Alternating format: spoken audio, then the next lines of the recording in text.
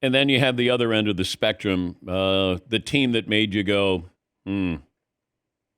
Well, once again, I think that just anybody looking at this says the Cowboys are just so generally inactive that it just makes you wonder what's their plan. Obviously they've got a new coaching staff in there. Brian Schottenheimer getting promoted to head coach. Matt Eberflus coming in as the defensive coordinator. We've seen them make some, relatively smaller moves. They traded yesterday for a couple of former high draft picks, Kenneth Murray and Kyer Elam. But Murray had been a fine player, but that was a salary dump for Tennessee. And Kyer Elam had started like 12 games over 3 years. That's kind of like the Jonathan Mingo trade they made last year from Carolina, where they gave up a fourth for a guy that they thought was a really top wide receiver in the draft, but he hadn't had any, he hadn't had a lot of productivity.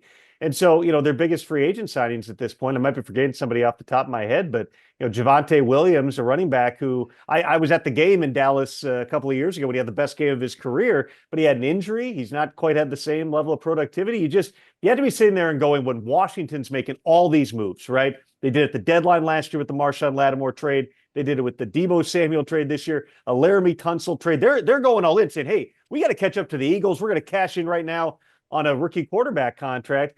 For the Cowboys, they're locked in with Dak. They're locked in with CD. They got to figure out the Micah thing, and they're operating like a team, whether it's right or wrong, that doesn't have a whole lot of flexibility. And you just wonder, I'm not saying what they're doing is wrong, but you do wonder, okay, what's their plan for catching up in a really, really competitive division? And I don't know if this is true, though, Tom, but it feels like Jerry Jones wants to prove how smart he is in the draft. Free agency, okay, I sign checks, but they don't go after free agents. And they have done well in the draft, but I don't know why it's like a college coach who doesn't believe in the transfer portal. You got Dabo Sweeney at Clemson. He doesn't believe in the trend. You're like, you better get up to speed. But Jerry they've never spent money. Who is it? Greg Hardy is their big free agent signing a decade ago. That was a wild one. I saw that stat that's the last one they signed to a contract above what, like $8 Six, million yeah, per year yeah. in free agency. That feels like a lifetime ago, and there's a whole Greg Hardy side story we don't need to get into there. But yeah, they've not been super active. They've been, in most cases, slower to get their long-term contracts done. And the problem with that, we see it over and over, is when you wait on these deals, all that does is give more leverage to the player, whether it's because of Dak playing out a franchise tag. It's like, why does Dak make 60 million? I see people say it all the time. How does Dak make 60? Josh Allen signed for 55.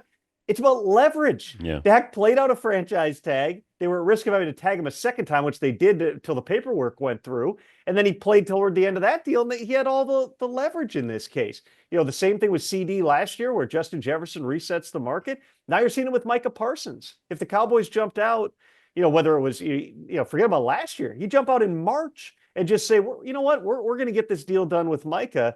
You're probably talking about, hey, we get it done about what the Max Crosby number was, right? Which is like $35.5 million a year. Now Myles Garrett gets 40.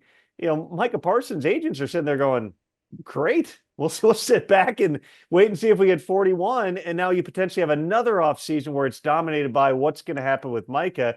It would give me the indication that they're at least open to exploring whether or not they would trade him. I know they've had internal discussions about, okay, what's the right thing to do when, if you sign him for 40 million plus, that's going to give you a super top heavy type of a roster here.